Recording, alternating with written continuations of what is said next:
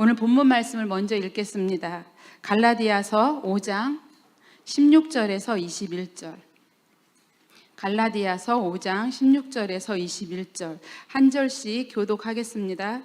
내가 이르노니 너희는 성령을 따라 행하라. 그리하면 육체의 욕심을 이루지 아니하리라. 성령은 육체를 거스르나니 이 둘이 서로 대적함으로 너희가 원하는 것을 하지 못하게 하려 함이니라. 너희가 만일 성령의 인도하시는 바가 되면 율법 아래에 있지 아니하리라. 육체의 일은 분명하니 곧 음행과 더러운 것과 호색과 우상 숭배와 주술과 원수 맺는 것과 분쟁과 시기와 분냄과 당짓는 것과 분열함과 이단과 방탕함과 또 그와 같은 것들이라. 전에 너희에게 경계한 것 같이 경계하노니 이런 일을 하는 자들은 하나님의 나라를 위협으로 받지 못할 것이요. 아멘.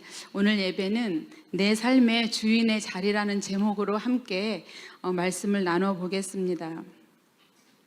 제가 몇 년 전에 주말 농장을 한 적이 있습니다. 되게 신선하죠.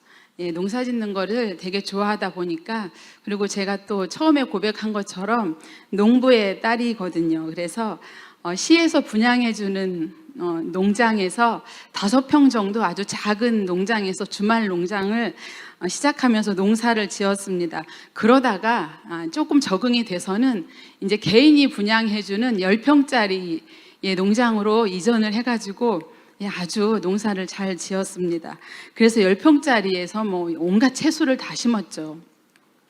그때 제가 농사에 소질이 있구나, 그리고 내가 정말 이 농사 짓는 거를 좋아하는구나, 이러한 새로운 달란트를 발견하기도 했습니다. 그래서 매일 그때는 유튜브를 검색해 보면서 농사 짓는 것을 공부했죠. 정말 열정적으로 공부했습니다. 예전에 부모님이 농사를 지었을 때는 어렸을 때 그냥 옆에서 보기만 했던 거라 제가 혼자 할 수가 없더라고요. 그래서 정말 열심히 공부해서 그렇게 농사를 지어봤습니다. 그렇게 처음 5평에서 이제 농사를 시작했을 때는요, 밭에 5평 밭에 정말 수백 개가 넘는, 시에서 분양해 주다 보니까 수백 개가 넘는 5평짜리 농장이 있었습니다. 그럼 많은 지원을 해가지고 아무나 그게 합격하는 게 아니더라고요. 정말 저는 거기에 합격을 해가지고 5평에서 농사를 시작했는데, 처음 3월 달에는요, 시에서 밭을 아주 예쁘게 네모네모나게 이렇게 다 개간을 해서 예쁘게 분양을 해줍니다. 거기다 이름표까지 딱 꼽아주고요. 아주 깨끗한 땅에서 여러 사람이서 한꺼번에 3월 달에 모종을 사다가 아니면 씨앗을 사다가 농사를 시작하죠. 저도 그 5평에 아주 여러 가지 채소를 심어 봤는데요. 처음에 우리가 기본적으로 알고 있는 상추, 깻잎, 가지, 거기다가 공심채라고 여러분 아시아 좀 야채인데 모닝글로리도 심어봤고요. 방울토마토 이러한 것들을 많이 심었습니다. 그렇게 많은 채소를 심어놓고 시간이 날 때마다 그 밭을 저희가 드나들었죠. 온 가족이 다 함께 드나들었습니다. 가깝지 않은 3km 정도 되는 거리에 있는 밭인데도 정말 자주 갔습니다. 5월 달이 되니까 상추가 이제 수확을 내주기 시작하는 거예요. 상추는 정말 효자 채소입니다. 그래서 심어놓고 상추는 사실 아무것도 하지 않고 물만 줬거든요. 그런데 5월 달부터 매일같이 상추를 딸 수 있는 그러한 계절이 왔습니다. 그런데 이제 문제는 그때부터 시작이 되었죠. 5월 달이 되니까 채소보다 더 빨리 자라는 존재들이 나타나기 시작했습니다. 그게 바로 제가 심지도 않았는데 자기들끼리 어떻게 자랐는지 잡초가 생기기 시작했습니다. 아무리 열심히 물을 주고 채소를 가꾼다 해도 잡초를 그냥 두면요, 채소가 자라지 않는다는 것을 저희가 알았습니다.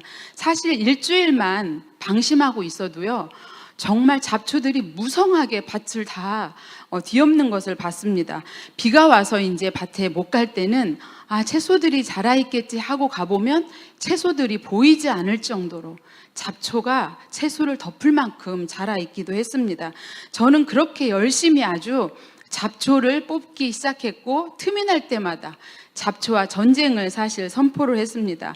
그래서 3월 달에 채소를 이것저것 심어놓고 다 같이 모든 사람들이 채소를 밭에다 심었거든요. 그러면서 이제 모든 사람들이 조금씩 수확을 해 가더니 잡초들이 무성하게 자라다 보니까 어떤 밭에는 농사를 아예 포기하는 농부들도 있었습니다. 왜냐하면은 이 풀을 우리가 어떻게 사실 많이 해보질 않았는데 이분들도 너무 힘겨우니까 이제 농사 못 짓겠다. 그러고 농사를 포기하는 분들도 생겨났습니다. 그런 밭들의 특징은요, 뭐였냐면 이미 그 밭은 잡초로 무성해져서 이제 손볼 수가 없을 정도의 밭이 되었고 3월 달에 이분들이 도대체 뭘 심었지 할 정도로 그냥 잡초로 무성한 밭이 되어 있었습니다. 그래서 같이 농사를 열심히 짓던 분들이 하나같이 이야기한 거는 농사는 잡초와의 전쟁이구나, 이러한 이야기를 나누면서 그래도 저는 무더니도 열심히 그 더운 날에도 가서 잡초를 뽑아주곤 했습니다. 그래서 제가 처음에 생각했을 때는요, 부모님들이 농사를 지었을 때는 몰랐는데 농사를 지으면서 풀이 자라면 뭐 그냥 내버려 두지, 그러면 채소와 같이 자라지 않을까? 저는 이렇게 생각을 했는데요.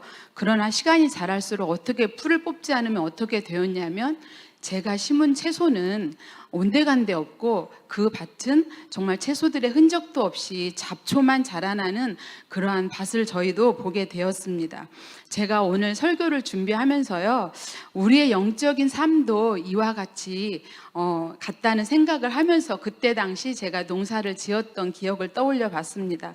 우리는 예수님을 믿음으로 새 생명을 얻었습니다. 우리는 예수님이 우리와 함께 하신다고 언제나 자나깨나 고백을 하죠. 예수님이 우리 안에 계시기 때문에 우리는 언제나 또 하나님이 주시는 은혜와 평안을 누리면서 우리 삶에 또 그러한 은혜들이 나타나기도 하죠. 그런데 우리는 그런 상태가 계속 유지되는 것은 아닙니다. 그게 문제라는 거죠. 그러한 상태가 계속 유지된다면 사실 아무런 문제가 없을 것입니다. 우리 안에 있는 자아나 또 육체 욕심, 또 옛사람의 본성이 여전히 그대로 우리 안에 남아있기 때문이죠. 사실 처음에는 아무 문제 없어 보이지만 우리가 조금만 신앙생활을 방심하면, 그저 믿음을 우리가 지키지 못하면 이 잡초가 무성한 밭처럼 변화되는 것은 사실 시간 문제인 것 같습니다. 그리고 그러한 우리의 자아를 그냥 두면요, 결국 우리 믿음이 지켜질까요? 그렇지 않습니다. 이 무성한 잡초와 같은 우리의 육신의 욕심은요, 우리의 온 믿음을 다 삼켜버리기도 합니다. 그래서 이러한 자아는 우리가 그냥 안에 그대로 있는 것이 아니라 오히려 이 자아는, 우리의 육신의 욕심은요, 우리 안에서 자신이 주인 행세를 하고 있다는 것도 우리가 알아야 하죠. 그래서 이렇게 자아를 방치하면 어떻게 될까요? 밭에 잡초를 그냥 방치하면 채소가 온데간데 없어지듯이 우리의 이 육신의 이 욕심을 방치하면요, 우리 안에서 성령님이 역사하실 수 없다는 것도 우리가 이 시간 깨달아야 합니다. 성령의 역사가 우리 안에서 점점점 사라지게 된다는 것이죠. 그래서 자아와 성령은 우리 안에서 같이 공존할 수 없습니다. 채소와 잡초가 함께 자랄 수 없는 것처럼 말이죠. 자아가 주인된 우리의 삶에서는요, 성령님이 전혀 역사할 수 없다는 것입니다. 그래서 예수님께서 말씀을 하셨는데요, 누가복음 9장 20절 예수님께서 이렇게 말씀을 하셨습니다. 같이 읽겠습니다. 또 무리에게 이르시되 아무든지 나를 따라오려거든 자기를 부인하고 날마다 제 십자가를 지고 나를 따를 것이니라. 아멘. 성령을 이렇게 따르는 것은 내 삶 속에 잡초가 자라나지 않도록 우리가 무던히 애써야 하는 것들이 있습니다. 여러분, 그렇기 때문에 이 시간에도 한 주간 그렇게 수고하고 애썼음에도 불구하고 이 힘든 일주일의 마지막, 세상 사람들은 불금이라고 놀고 있는데 이 시간 나와서 예배를 드리는 여러분은 잡초와의 전쟁에서 이미 승리하셨다고 저는 믿습니다.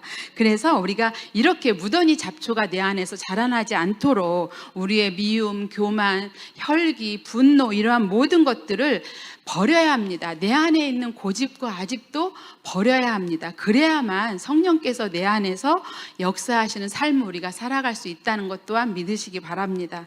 주님이 우리의 삶의 주인이 되셔야 우리는 비로소 그때 정말 놀라운 기쁨과 하나님이 주시는 참 평안을 누리는 하나님의 자녀로 살 수 있습니다.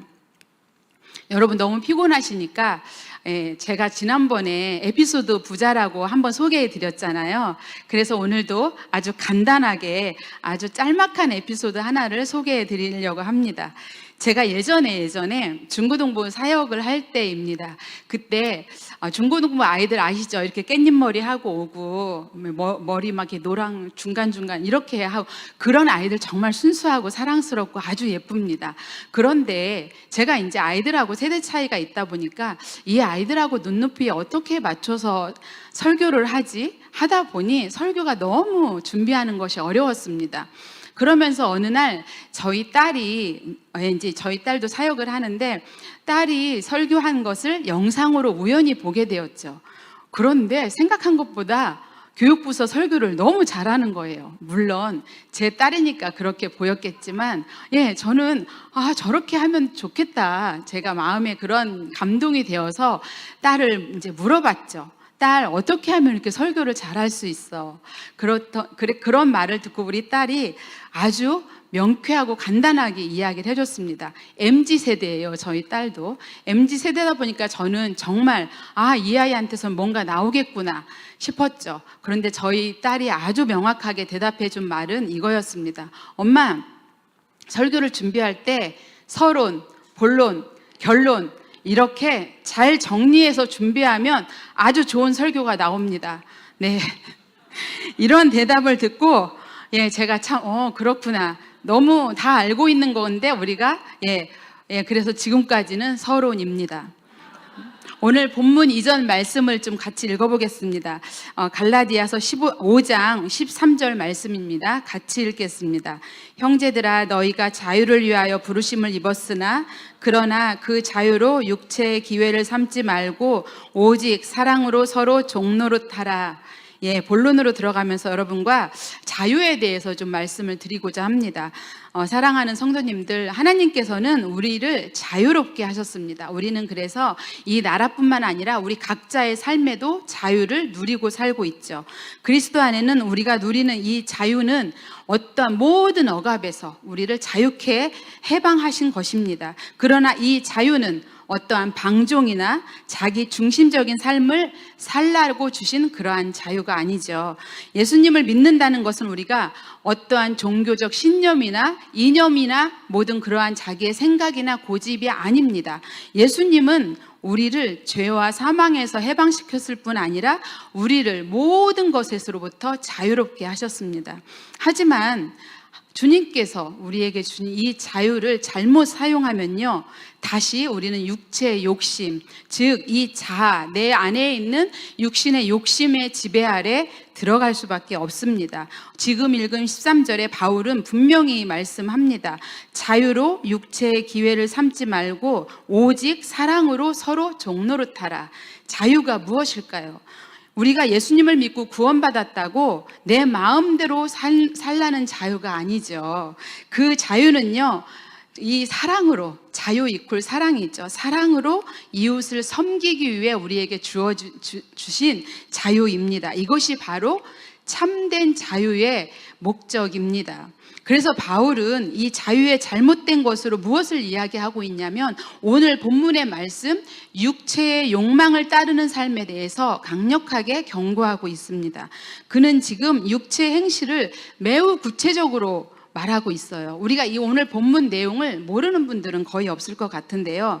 이렇게 구체적으로 말하면서 그것들이 이제 하나님의 나라를 유업으로 받지 못하게 만든다고 아주 무서운 말씀을 하고 있습니다. 그래서 오늘은 우리가 이 자유, 정말 예수님의 핏값으로 얻은 이 자유를 통해 우리 그리스도인들이 어떠한 자유의 삶을 살아야 하는지 이 내용을 좀 잠시 살펴보고자 합니다. 많은 그리스도인들이 예수님을 믿고 살면서요, 마음속 깊은 곳에서 올라오는 어떠한 우리 육신의 욕심, 죄악들이 여전히 끊임없이 있기 때문에 우리는 여전히 그 죄악들과 싸우면서 살아갈 수밖에 없습니다. 그러면서 어떤 날은 기도를 많이 한 것 같아서 승리한 것 같고, 또 그러다가 다음 날은 어떠한 작은 문제만 생기면 무너져 버리는 이러한 우리의 낙심 가운데 놓이기도 하죠. 왜 우리는 이렇게 계속해서 끊임없이 끊이지 않는 내적 싸움, 갈등과 전쟁 속에서 이렇게 살아가야 할까요? 오늘 본문 17절에서 이렇게 말씀합니다. 같이 한번 읽겠습니다. 육체의 소욕은 성령을 거스르고 성령은 육체를 거스르나니 이 둘이 서로 대적함으로 너희가 원하는 것을 하지 못하게 하려 함이니라. 우리 안에는 성령의 인도하심을 따르려는 마음이 여전히 있습니다. 예수님을 믿고 그 믿음으로 구원받았기 때문에 우리는 우리 안에서 성령님이 여전히 살아 계시죠. 그런데 이 성령님이 육체의 욕심과 항상 충돌하고 있다는 것이죠. 이 싸움은요, 예수님을 믿었다고 우리가 자유로울 수 있을까요? 예수님을 믿은 이후에도, 우리가 구원받은 후에도 계속해서 이 싸움은 내 안에서 일어나고 있습니다. 우리가 많은 구원받은 그리스도인들 안에도 여전히 죄가 역사하고요, 그들도 여전히 죄와의 싸움에서 끊임없이 이어지고 있다는 것 또한 우리가 알아야 할 부분입니다. 그래서요, 죄의 문제는 믿지 않는 사람들의 이야기만 아니에요. 우리 믿는, 예수님을 믿는 구원받은 우리에게도 여전히 죄의 문제는 아주 심각하고 중요한 문제입니다. 그래서 오늘 본문의 바울은 아주 확실하고 분명하게 죄의 문제를 다루고 있습니다. 성령을 따라 행하라. 그리하면 육체의 욕심을 이루지 아니하리라. 여러분 항상 듣는 말씀이죠. 성령을 따라 행하는 삶. 성령을 따라 행하라는 이 말씀은 도대체 무엇일까요? 우리가 성령을 따라 산다는 것은 어떠한 단순히 내 감정이나 어떠한 영적인 체험을 따라서 좌지우지 되는 것이 아닙니다. 그리스도인들이 되었다는 것은요, 사실 우리는 이 내 자아, 옛사람은 십자가에 이미 예수님과 함께 못 박았죠. 이제는 내 안에서 예수님이 살아계신다는 것을, 이 사실을 믿음으로 고백하는 우리들이 이 자리에 모여서 예배를 지금 드리고 있는 것이죠. 우리는 예수님을 믿고요, 다 예수님을 뭐라고 부르죠? 주님이라고 부릅니다. 주님이라고 고백하죠. 나의 주님. 그죠? 예수님을 나의 주님이라고 이렇게 고백하는 것은 예수님이 정말 우리 삶의 모든 영역에서 주인이라고 하는 것을 말하는 뜻입니다. 우리가 찬양도 부르잖아요. 찬양 가사에도 이런 내용이 있습니다. 내 삶은 주의 것, 내 삶은 주의 것, 온전한 신뢰를 주께 드리네. 네, 힘들어 하시니까 여기까지 하겠습니다. 우리가 이렇게 고백하면서도 내 삶의 자리에서 여전히 내 마음대로 살아가고 있습니다. 바울은 그래서요, 갈라디아 2장 20절에서 바울의 고백을 같이 읽겠습니다. 갈라디아서 2장 20절. 내가 그리스도와 함께 십자가에 못 박혔으니 그런즉 이제는 내가 사는 것이 아니요 오직 내 안에 그리스도께서 사시는 것이라. 아멘입니다. 내 안에 그리스도께서 사시는 것은요, 이게 바로 성령을 따라 행하는 삶입니다. 본문 16절에서 말씀하시는 이 성령을 따라 행하라, 이것은요, 나는 예수님과 함께 십자가에서 죽었다라는 것을 내가 스스로 인정하고 고백하는 것입니다. 더 이상 이제는 내 안에서 내 뜻대로 내 자아가 내 삶의 주인이 되지 않도록 주님이 내 삶의 주인이 되도록 인정하라는 것이죠. 왜냐하면 내가 죽지 않으면요, 내 자아는, 내 육신의 욕심은 계속해서 살아 움직이고 살아서 내 모든 것을 역사하기 때문입니다. 성령의 역사냐, 내 자아의 역사냐, 이 문제는요, 아주 중요한 문제입니다. 우리가 예수님을 믿는 순간 우리는 영적으로 이제는 새 생명을 얻은 존재들입니다. 그러나 내 자아는 여전히 우리 안에서 내 자아를 차지하려고, 그 자리를 차지하려고 하고 있습니다. 그래서 우리가 매일매일 십자가 앞에서 나는 죽었습니다라고 고백하는 이유가, 매일같이 고백해야 하는 이유가 여기에 있습니다. 우리가 잡초를 그냥 두면 제가 경험했던 밭을 완전히 덮어버린 것처럼 자아도 그냥 두면요, 이후에 나오겠지만 성령의 열매를 질식하게 합니다. 여기서 우리가 오해하지 말아야 할 것이 하나 있습니다. 마치 우리 안에 두 자아가 있어서, 그렇죠? 어떠한 세력을 확보하기 위해서 싸우고 있다고 생각하시지는 않아야 합니다.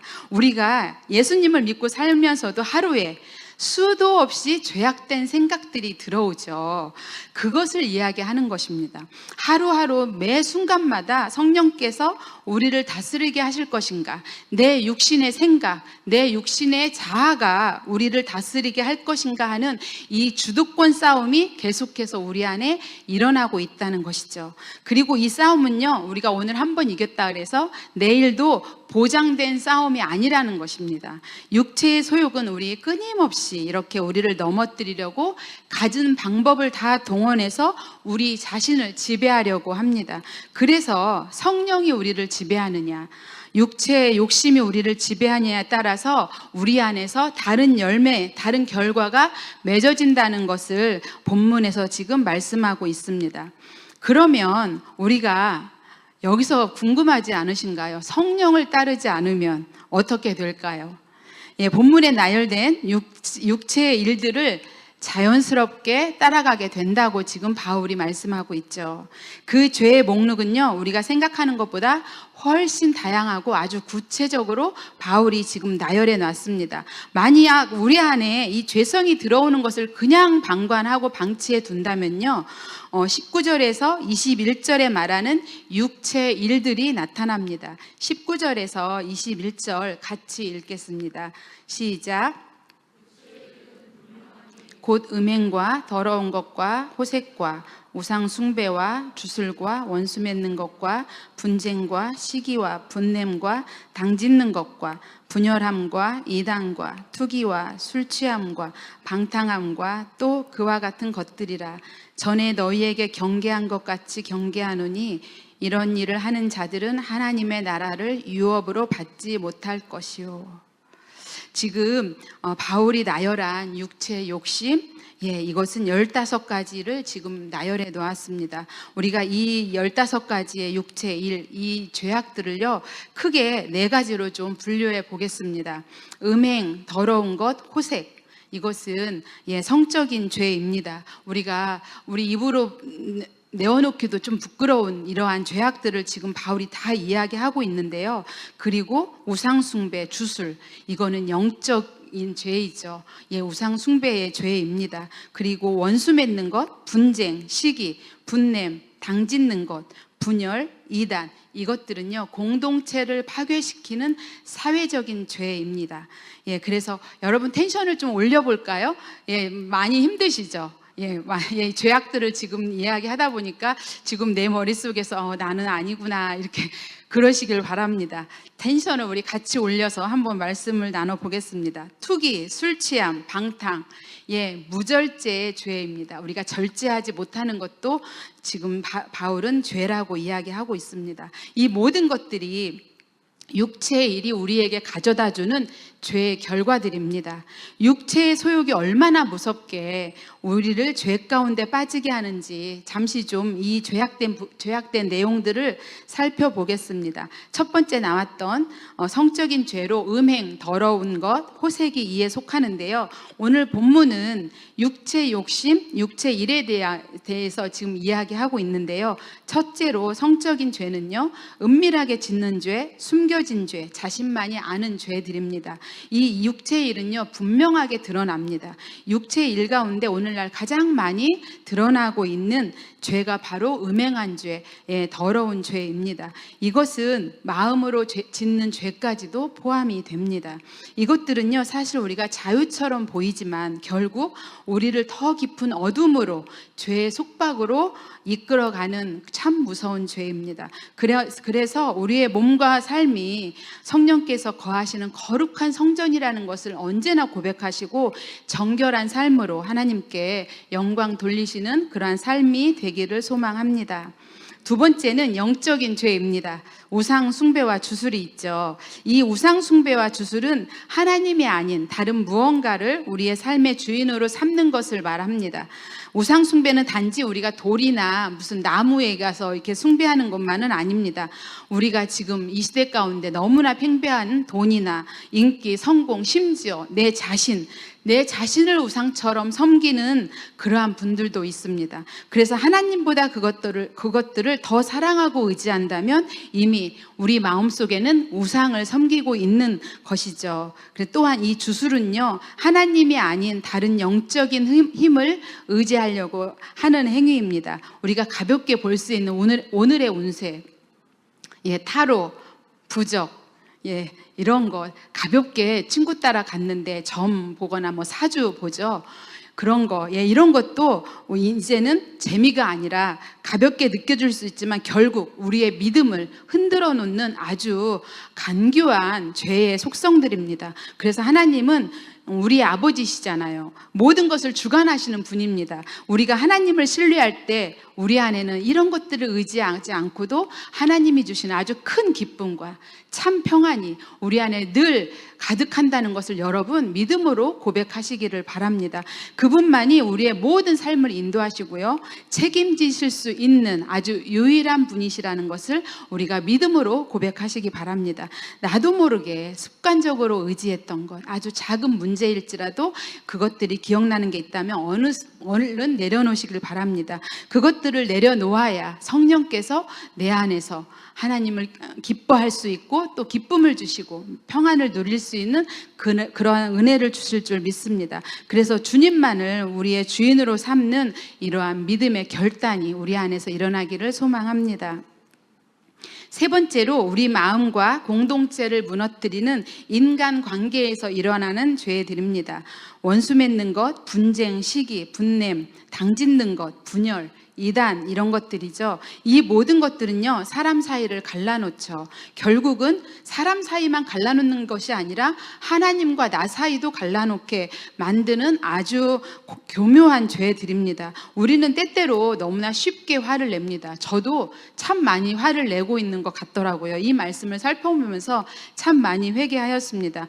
정말 내 편을 만들고자 하고, 또한 다툼을 일으킬 때가 있습니다. 내 안에 상한 마음을 풀지 않을 때가 있습니다. 그렇죠. 하지만 이러한 행동들은 우리 육체의 소욕을 따르는, 육체의 소욕에서 일어나는 삶의 열매라는 것 또한 우리가 알아야 하죠. 하나님께서는 우리가 서로 사랑하고 하나 되는 것을 가장 기뻐하시죠. 분노 대신에 용서하고요, 또 시기 대신에 우리의 감사가 넘쳐야 되고요, 또한 분열 대신에 화해와 연합을 우리가 선택하라고 하나님 그렇게 사랑이라고, 그것이 자유라고, 자유를 주신 목적이라고 말씀하십니다. 이제는 내 말이 정말 공동체를 세우고 있는지 아니면 나로 인해서 공동체가 무너지고 있는지 우리가 돌아봐야 합니다. 그래서 성령의 인도하심을 따라 이제는 사랑과 화평의 열매를 맺는 우리가 되기를 소망합니다. 마지막 넷째로 투기, 술 취함, 방탕, 이런 절제하지 못하는 죄악들이 있습니다. 이것은 우리를 멸망으로 이끄는 육체의 욕심들입니다. 그 중에서 투기와 술 취함과 방탕함은요, 절제 없는 삶의 대표적인 모습이죠. 먼저 투기는 남을 부러워하는 것을 넘어서 이제는 미워하고 아주 시기하는 마음이죠. 이 미워하고 시기하는 마음은요, 내 안에 육신과 모든 영혼을 병들게 합니다. 이 마음은 그래서 공동체 안에서 다툼과 분열을 일으킬 뿐만 아니라 결국 우리 안에 있는 모든 사랑의 관계를 깨뜨리고 있습니다. 술 취함은 술 마시는 것을 넘어서 이제는 절제하지 못하고 내 자아조차도 잊어버리는, 내 안에 성령께서 근심하시게 하는 그러한 상태가 술 취함인 것입니다. 우리는 하나님이 주신 정신과 몸을요, 함부로 사용해서는 안 됩니다. 더 쉽게 죄에 빠진다는 것을 우리가 꼭 기억해야 하는 것이죠. 그리고 방탕함은 쾌락과 욕망을 따라 아주 무책임하게 살아가는 삶을 말합니다. 자기 하고 싶은 대로 사는 것 같지만 결국은 나의 모든 삶을 무너뜨리는 것이죠. 오늘 본문은 이렇게 그리스도인들이 지을 수 있는 아주 다양한 죄에 대해서 지금 말씀하고 있습니다. 이런 죄들이 우리가 이 땅에 사는 동안 평생 동안 싸워야 할 것들입니다. 정말 어마무시하죠, 여러분. 벌써 힘겹게 느껴지시죠? 어떻게 싸워야 할까? 예, 저도 참, 우리가 어떻게 이렇게 싸워서 이것들을 이기며 능히 승리라고 말하는데 어떻게 승리할 수 있을까? 사랑하는 성도님들, 오늘 본문은 이러한 죄들을 행하는 자들은 하나님의 나라를 유업으로 받지 못한다는 아주 무서운 경고를 지금 하고 있는 내용이죠. 그러면 우리는 도대체 어떻게 이러한 육체 욕심을 이길 수 있을까요? 예, 이렇게 질문한다면 우리는 바로 우리가 너무나 익숙한 대로 굳은 결심을 하죠. 굳은 결심을 하고 어떠한 노력을 해야 할까? 머릿속에서 막 그려지죠. 막 작정해야 되겠다. 하지만 우리의 이러한 의지나 결심이 언제나 빛을 발한 적이 있었나요? 그냥 언제나 힘이 없고 무력하고 작심삼일이란 말처럼 무너질 때가 한두 번이 아니었죠. 우리는 그러한 인생을 살아왔고 지금도 살고 있죠. 모두가. 그래서 구체적으로 또 말씀해 주세요, 하나님. 아니면 누구에게 저 이러이러한데 막 상담받고 어떻게 해야 될까요? 이래서 누군가 아주 기준을 세워줬으면 바라는 그러한 기대하는 마음도 있습니다. 바울 당시에도요, 갈라디아 교회 이 성도들을 괴롭히던 율법주의자들이 있었습니다. 차라리 그들이 말하는 것이 무엇이었냐면 이러한 율법 조항들을 지켜, 그러면 너희들이 거룩한 사람이야 하고 말씀해 주시면 우리도 좀 편할 수 있을까요? 그렇지 않습니다. 이를테면 하루에 성경을 몇 장을 읽어야 돼. 하루에 10시간 기도해야 돼.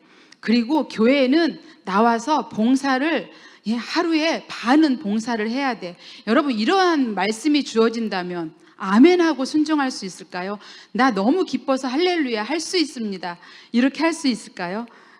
그런데 이런 식으로 구체적으로 이렇게 말해준다 한들 뭔가 결심하고 실천하기가 쉽지 않다는 것 또한 우리가 이미 겪어서 알고 있습니다. 그래서 우리의 이 어떠함으로, 우리의 노력으로 이 육체의 욕심에서 완전한 승리를 거둘 수 없다는 것을 우리 스스로가 인정하고 고백해야 합니다. 만약 우리가 우리의 힘으로 이 모든 것들을 다 이길 수 있어 했다면 예수님께서 십자가에서 그 모진 고난을 통해서 돌아가실 필요가 없었겠죠.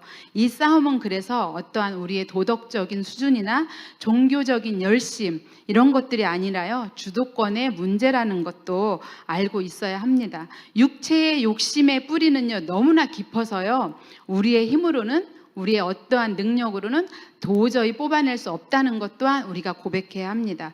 그런데 놀라운 것은요, 이 무시무시한 죄들과 평생 싸워야 할 우리에게 지금 성경은 그 해결책에 대해서 아주 매우 간단하고 단호하게 말씀하고 있습니다. 그것은 바로 오늘 본문 16절에 분명하게 말씀하고 있습니다.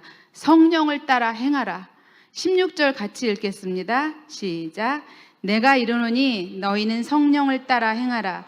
그리하면 육체의 욕심을 이루지 아니하리라. 아멘입니다. 성경은 우리의 행위나 노력을 지금 이야기하지 않고 있습니다.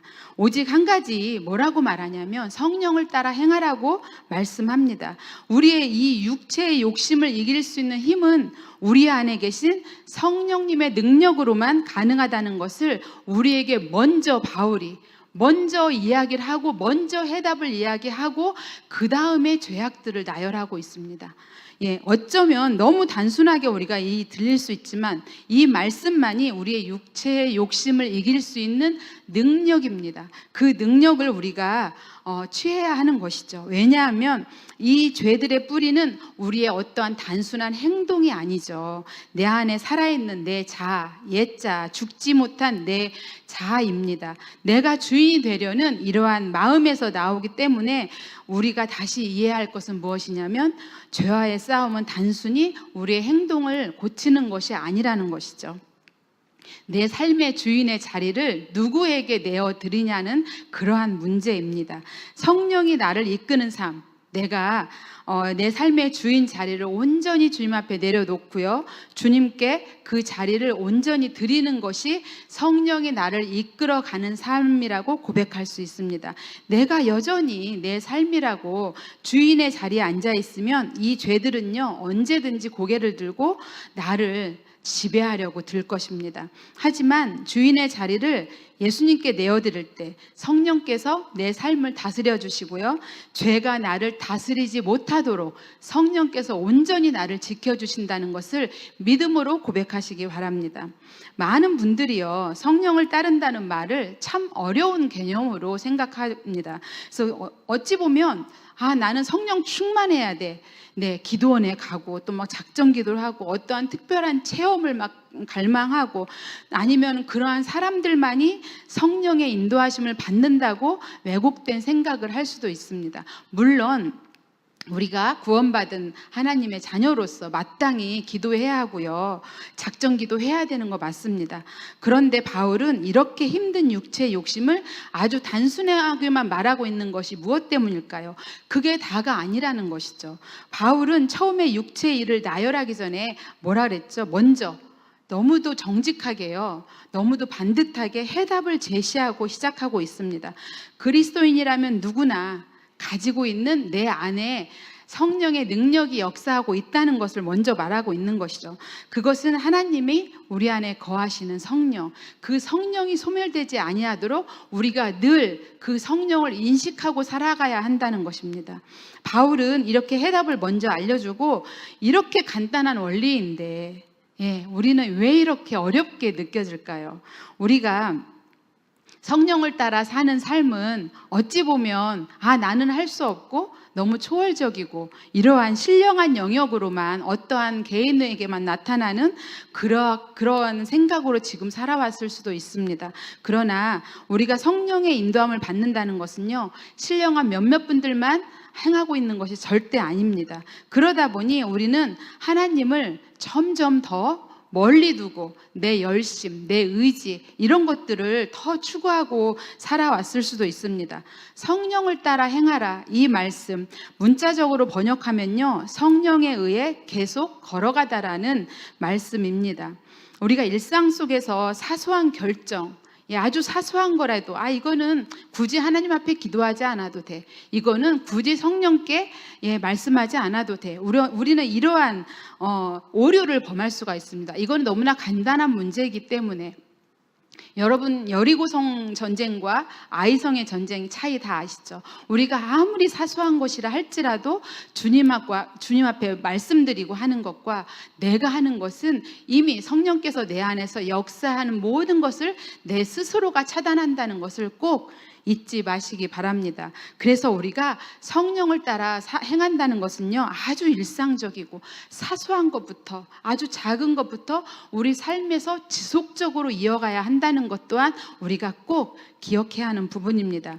본문에 갈라디아 교회 성도들은 율법주의자들로 인해서 참 많이 흔들리고 있었습니다. 그런 성도들에게 바울이 성령님이 함께하는 이러한 삶은 어려운 것이 아니다, 그것을 지금 너무나 쉽고 아주 알아듣기 쉽게 지금 말씀하고 있는 것이 본문 내용입니다.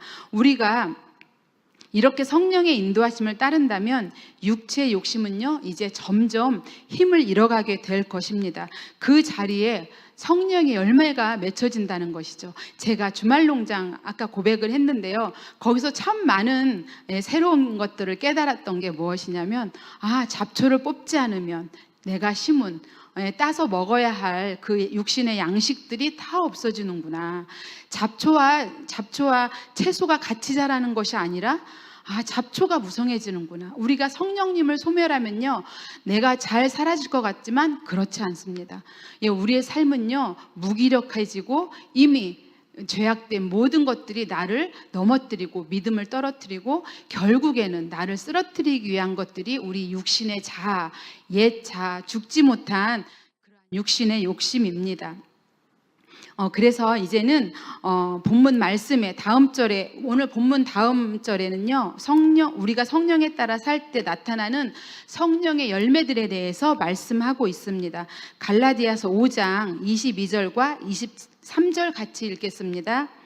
오직 성령의 열매는 사랑과 희락과 화평과 오래 참음과 자비와 양성과 충성과 온유와 절제니 같은 것을 금지할 법이 없느니라.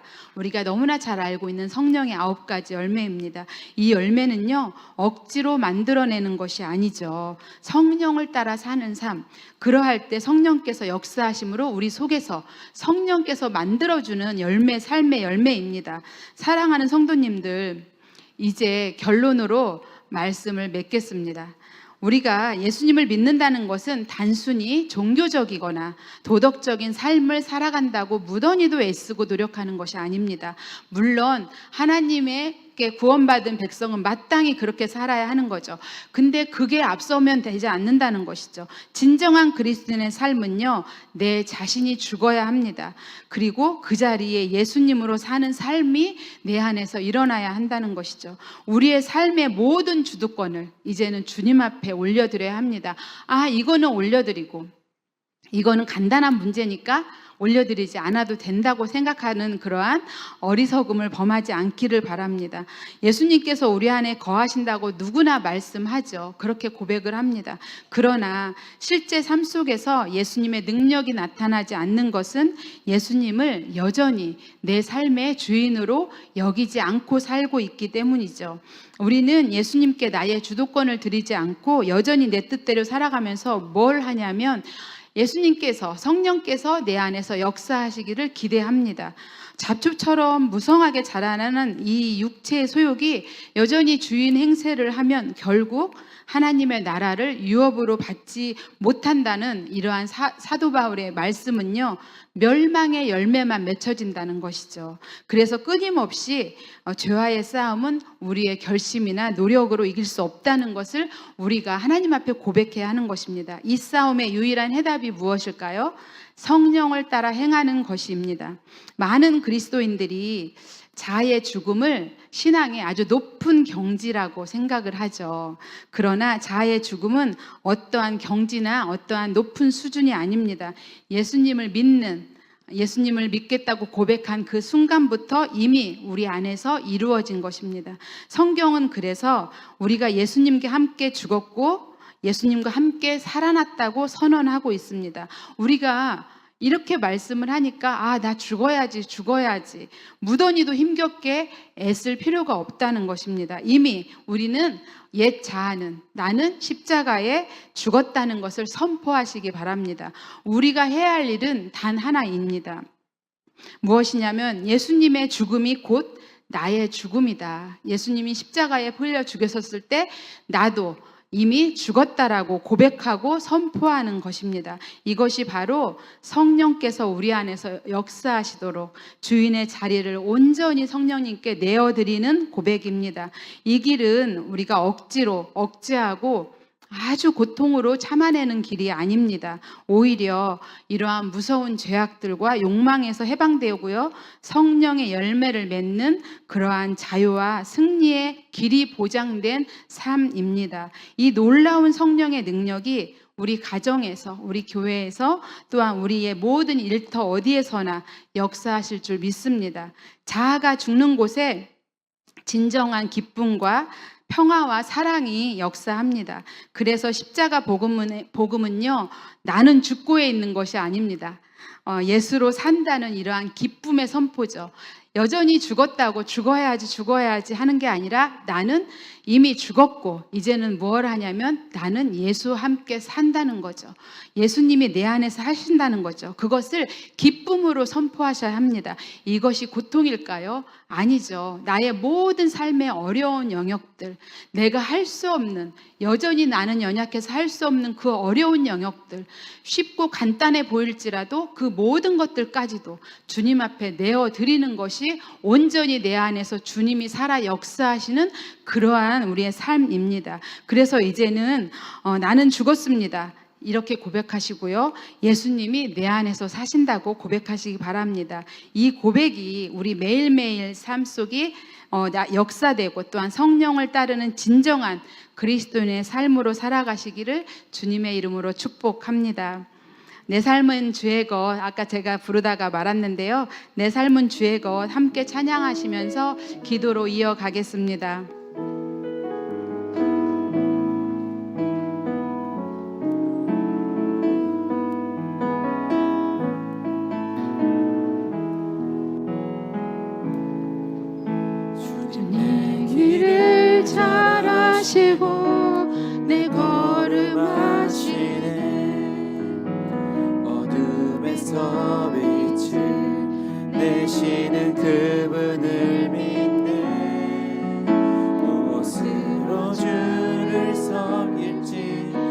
어디로 가야 할지 헤매이는 나를 아시고 길을 여시네. 내 삶은 주의 것, 내 삶은 주의 것, 온전한 신뢰를 주께 드리네. 보이지 않아도 믿음으로 걷네. 주 영광 바라보며 주만 따르네. 다시 한번 부르겠습니다. 잘 아시고 내 걸음 아시네. 어둠에서 빛을 내시는 그분을 믿네. 무엇으로 주를 섬길지 어디로 가야 할지 헤매이는 나를 아시고 길을 여시네. 주의 것, 내 삶은 주의 것, 온전한 신뢰를 주께 드리네. 보이지 않아도 믿음으로 걷네. 주 영광 바라보며 주만 따르네. 내 삶은 주의 것, 내 삶은 주의 것, 온전한 신뢰를 주께 드리네. 보이지 않아도 믿음으로 걷네. 주 영광 바라보며 주만 따르네.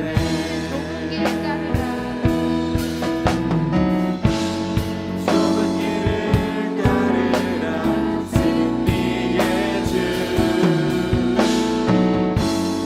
영원한 생명 되시네.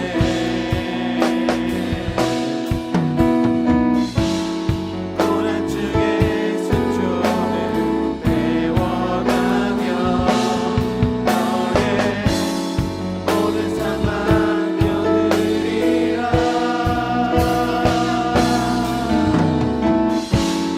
좁은 길을 따르라. 승리의 주 영원한 생명 되시네. 고난 중에 순종을 배워가며 너의 모든 삶 맡겨드리라.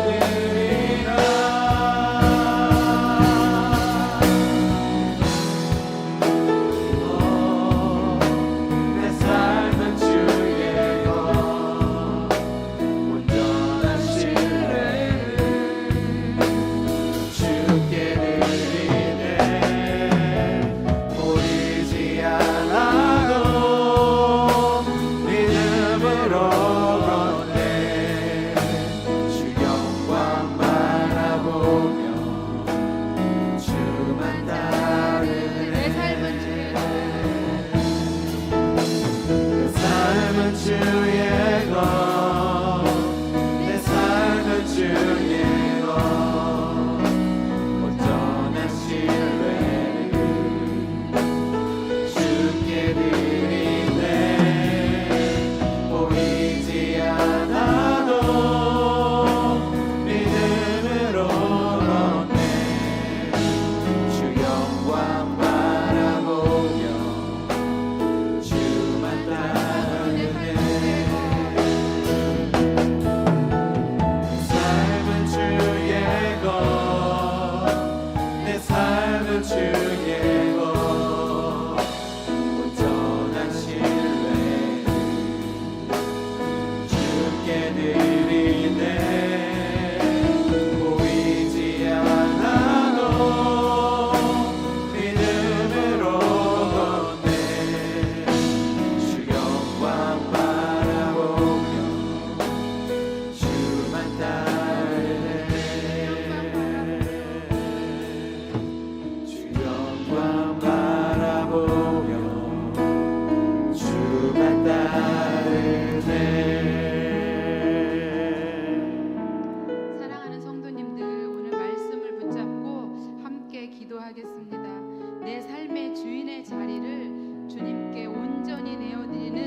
믿음의 고백과 결단이 있기를 소망합니다.